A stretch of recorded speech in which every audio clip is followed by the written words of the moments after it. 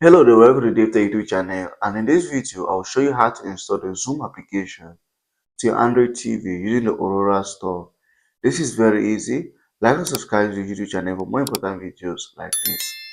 So your Android TV, what you have to do is to go over to the Aurora Store on your Android TV.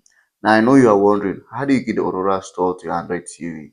It is very easy. In the description of this video, I have added a link that is going to guide you on getting the application to your Android TV. So as you follow that guide and get the application, just go ahead and launch it. And this is how it should look like. Now since we're looking for the Zoom application, once you go over here, just come to the option that says Zoom Workplace. Here's it over here and click on it. Once you click on this option, it's going to give you more information. And to install the application, just come to down to the button install here and click on it, and the application is going to download and install to your Android TV. And that's how to install Zoom from Aurora Store to your Android TV without any issues. If you find the video helpful, make sure to like, subscribe, and share for more important videos like this.